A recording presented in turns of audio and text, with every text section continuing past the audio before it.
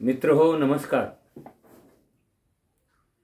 प्रजासत्ताक दिन तोंडावर आलेला असताना विशेष म्हणजे संविधानाला 75 वर्षे पूर्ण होत असताना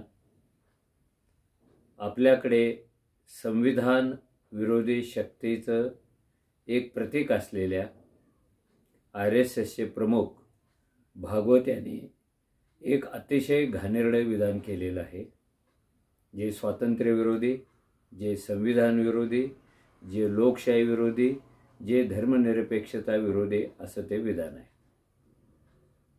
आता हे विधान त्यांनी काय केलं तर त्याचं एका वाक्यात उत्तर आहे की यापैकी कोणत्याही मूल्यावर त्यांचा विश्वासच नाही.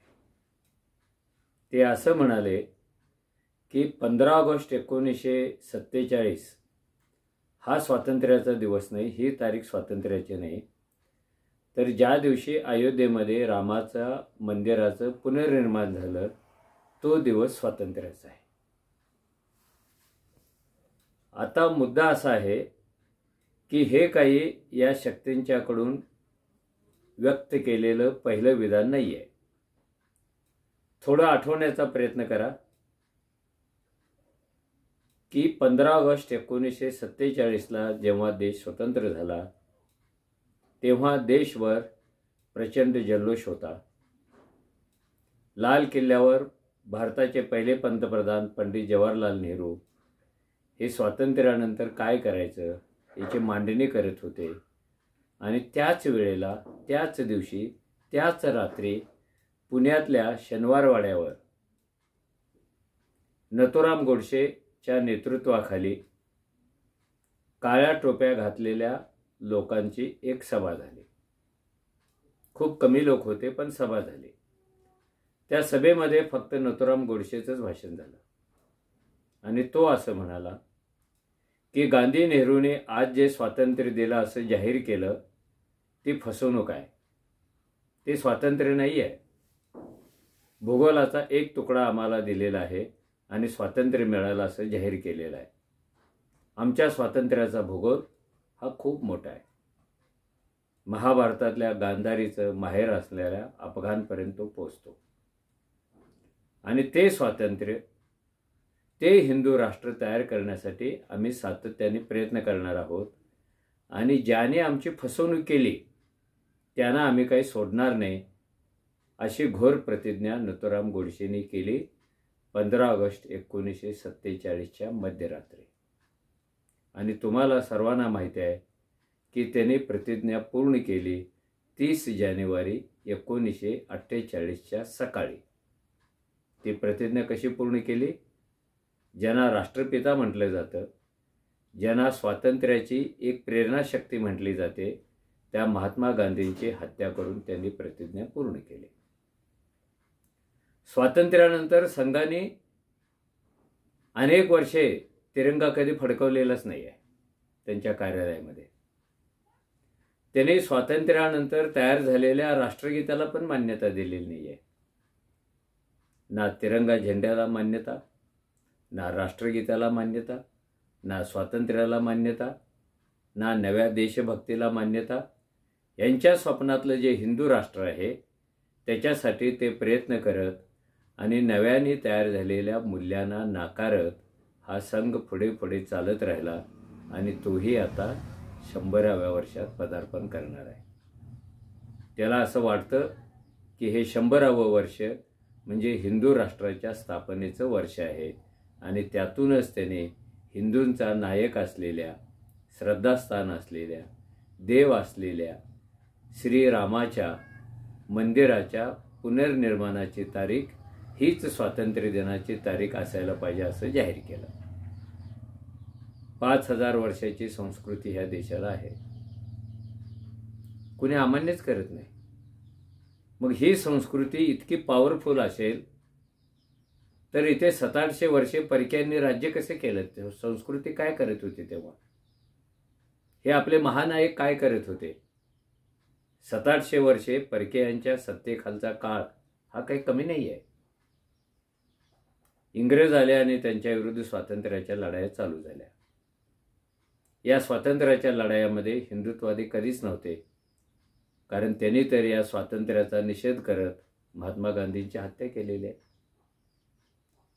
कोण होतं यांच्यापैकी स्वातंत्र्य चळवळीत लाट्या काट्या खायला, फासावर जायला, आंदोलनात, तुरुंगात जायला कोण होतं यांच्यापैकी? कारण अशा प्रकारचं स्वातंत्र्य त्यांना मान्यच नव्हतं, म्हणून त्यांनी इंग्रजांना कधी विरोधच केला नाही. 150 वर्षे इंग्रज येथे राहिले आणि 150 वर्षे हिंदुत्ववाद्यांनी त्यांच्याशी हात मिळवणी केलेली आहे. आपल्याला आठवत असेल नसेल मला काही ठाऊक नाही, पण इंग्रज अधिकाऱ्यांना चांगलं आयुष्य लाभावं म्हणून याच हिंदुत्ववाद्यांनी सातारा विभागामध्ये यज्ञ केलेले आहेत. आता ते याला स्वातंत्र्य कसे मानतील? पण हे स्वातंत्र्य त्यांचं आहे की जे इथल्या धर्माच्या गुलामगिरीमध्ये, परकीयांच्या गुलामगिरीमध्ये वर्षानुवर्षे घुसमटत होते, माणूस म्हणून असलेली मान्यता गमावून बसले होते. त्या सर्वांची मुक्तता करणारा स्वातंत्र्य दिन म्हणजे 15 ऑगस्ट 1947 आहे. आणि यांना धर्मातून माणूस मुक्त होणं हेच नको आहे. धर्मातून मुक्त म्हणजे संविधानाने धर्मनिरपेक्षतेचं तत्व आणलं आणि धर्मघरात राष्ट्र मनात, धर्मघरात आणि संविधान मनात असं एक सूत्र आपल्याला दिलं. यांना धर्म घरात पण पाहिजे आणि मनात पण पाहिजे. जर हिंदू धर्मातून जाती खलास झाल्या 3500 4000 तर त्या धर्मात काय राहिलं? या धर्मातून जर जाती दृष्टीत विषमता खलास झाली तर त्याच्यात काय राहिलं? या जातीचा निर्माता असलेला मनू जर संपला तर यांच्या धर्मात काय राहिलं? ते सगळं टिकून ठेवणारा धर्माधिष्ठित देश यांना पाहिजे आहे. त्याच्यासाठी त्यांचे प्रयत्न चालू आहेत. आणि 2014 पासून यांच्याकडे सैतानी बहुमत आल्यामुळं आता ते पाहिजे ते करण्याच्या अवस्थेमध्ये आहेत. हे पूर्वी असं वाक्य का नाही त्याने उच्चारलं भागवताने? सगळ्यांचा DNA सारखे आहेत म्हणणारे भागवत स्वातंत्र्य दिन हा नव्हेच इथेपर्यंत पोहोचलेले आहेत. कारण आपल्याकडे शक्ती आलेली आहे, राजकीय शक्ती आलेली आहे आणि तिचा वापर धर्माधिष्ठित राष्ट्र करण्यासाठी केला पाहिजे असं त्यांचं म्हणणं आहे. हे आपल्याला परवडणार नाही आहे. काही झालं तरी सुद्धा इथल्याच माणसाला नव्हे तर जगातल्या सगळ्या माणसाला स्वातंत्र्य, समता, बंधुता, न्याय, सामाजिक न्याय, आर्थिक न्याय याची गरज तीव्र आहे. आणि ती गरज भागवणारे राज्यघटना बाबासाहेबांनी लिहिलेली आहे. त्यांनी राज्यघटनेत कोणत्याच धर्माला विरोध केलेला नाही आहे, धर्माचं स्थान ठरवून दिलेलं आहे. तर ही संविधान पहिल्यांदा हिंदू धर्मराष्ट्राच्या आड येतं आणि ते जोपर्यंत कायम आहे तोपर्यंत हिंदू राष्ट्र जन्माला येण्याची शक्यता जवळपास नाहीच आहे. मग ही अडचण दूर करायची असेल तर संविधानाला चुची मारायला पाहिजेत.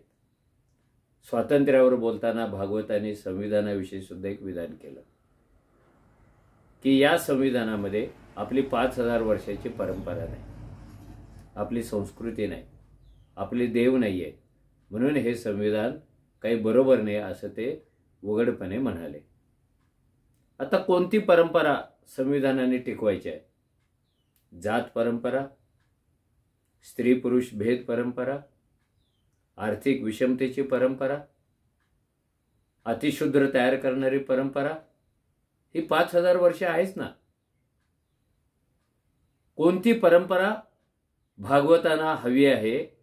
तर हे सगळं टिकवणारी परंपरा हवी आहे जी बाबासाहेबांनी संविधानामध्ये येऊ दिलं नाही आणि माणसाला स्वातंत्र्याचे पंख देऊन त्याला मोठा अवकाश दिला भरारी मारण्यासाठी.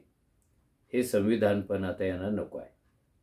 म्हणून गेली 10 वर्षे लोकशाहीच्या मार्गानेच ते संविधानाचा संकोच करण्याचा प्रयत्न करतात. त्यांना पाहिजे असलेल्या गोष्टी ते त्याच्यामध्ये आणतात आणि रात्रंदिवस संविधानाचं नुकसान काँग्रेसने केलं अशी बोंब पण मारत असतात. पण हे कधी पण ते सांगत नाहीत की संविधानाचं नेमकं नुकसान कुणी आणि कसं केलेलं आहे. तर हा सगळा जो भाग आहे तो 26 जानेवारीच्या पार्श्वभूमीवर भागवताने गरळ ओकावी त्याप्रमाणे तो ओकलेला आहे. आता संविधानाचा द्वेष करण्याची सुद्धा त्यांची एक परंपरा आहे. जसं स्वातंत्र्याकडे पाहण्याची परंपरा मी सांगितली, तसं संविधानाकडे पाहण्याची एक परंपरा आहे. आणि याच यूट्यूब चॅनलवर मी पुन्हा पुन्हा तिची तुम्हाला आठवण करून दिलेली आहे. तुम्ही लक्षात ठेवत नाही, त्याचा अर्थ लावत नाही, त्या विधानाच्या पोटात तुम्ही शिरत नाही, म्हणून ते मला पुन्हा पुन्हा सांगावं लागतं. संविधान ज्या दिवशी जन्माला आलं त्याच दिवशी कोल्हापूर जवळच्या एका मठाधिपतीने हे महाराणी लिहिलेलं संविधान आहे, ते आम्ही मान्य करणार नाही असं जाहीरपणे सांगितलं होतं. हे कोण होते? हे हिंदुत्ववादी होते. त्यांना संविधान कुणी लिहायला पाहिजे होतं? ब्राह्मणांनी लिहायला पाहिजे होतं. कारण ते उच्च आहेत, ते धर्माचे ठेकेदार आहेत, ते ज्ञानाचे ठेकेदार आहेत आणि अतिशूद्र असलेल्या माणसाकडून राज्यघटना लिहून घेतली गेली. त्या धर्माच्या प्रमुखांनीच नव्हे तर संघाचं प्रवक्तेपण करणाऱ्या एका नियतकालिकाने सुद्धा हेच वाक्य त्याच्यामध्ये लिहिलं की हे संविधानाला काही अर्थच नाही, ते नुसतं स्वातंत्र्य समतेचा विचार करतं, ते आमच्या धर्माचा, ते आमच्या संस्कृतीचा, ते आमच्या देवाचा, त्याच्या मोठेपणाचा गवगवा संविधानात करत नाही, त्याचे ढोल वाजवतच नाही, असं संघाच्या मुखपत्रामध्ये पण लिहिलेलं होतं. पण कुणाचा ढोल वाजवायचा आहे? कुणाची ढोलकी वाजवायची आहे? जात व्यवस्थेची ढोलकी वाजवायची आहे? माणसाला गुलाम करणाऱ्या व्यवस्थेची ढोलकी वाजवायची आहे? माणसाला जाती व्यवस्थेमध्ये वर्षानुवर्षे कोंडणाऱ्या मनूची ढोलकी वाजवायची आहे? त्यांना कदाचित वाटत असावं याची ढोलकी वाजवायला पाहिजे. आणि बाबासाहेबांच्या सारखा जगातला एक मोठा समाजसुधारक अशी काही ढोलकी वाजवण्याचं काम करणारे ते नव्हते. म्हणून बाबासाहेबांच्या विषयी सुद्धा त्यांच्या मनात राग आहे. बाबासाहेबांना डंप करता येत नाही, फुल्यांना डंप करता येत नाही, सावित्रीबाईंना डंप करता येत नाही, म्हणून त्यांच्या विचाराचे विकृतीकरण पण याच कालखंडात मोठेपणात झालं. पण हे दोन तोंडाचे आहेत. जे संभाजी भिडे, सावित्रीबाईंनी इंग्रज अधिकाऱ्यांना मुली पुरवण्यासाठी शाळा चालू काढली असं रोखठोक सांगतात, तेच काल परवा सावित्रीबाईंच्या जयंतीला पहिल्या रांगेत असतात. ह्यांना ओळखायचं कसं? ह्यांचे बुरके बदलत जातात आणि ते बदलत बदलत आता धर्माधिष्ठित राष्ट्रापर्यंत पोहोचलेले आहेत. हे सगळं जर आपण समजून घेतलं नाही तर तुमच्या हातातलं स्वातंत्र्य पण तुम्हीच गमावाल. तुमची संविधानाची जी शक्ती आहे ती तुम्ही गमावून बसाल. ती जर गमवायची नसेल तर हे संविधान ज्यांच्यासाठी मुक्तीचा मार्ग सांगतं त्या सगळ्यांनी एकत्र येऊन विचार करायला पाहिजे. पण यांच्यातलेच काही लोक फितूर झालेले आहेत. तेच भगवे कपडे घालून त्यांच्या नादाला लागलेले आहेत. तेच देव देव म्हणत मशीद पाडायला जातात. तेच राम राम म्हणत अजून काहीतरी करतात आणि ते त्यांच्या हातचे बाहुले बनलेले आहेत. असे लोक कुणीही असले तरी त्यांना ओळखायला शिकलं पाहिजे. हे कुणाची भाषा बोलतात आणि कुणाच्या स्वार्थासाठी हे काम करतात आणि त्यांनी फेकलेल्या एका तुकड्यावर हे कसे जगतात याचा विचार पण मला करायला पाहिजे असं वाटतं.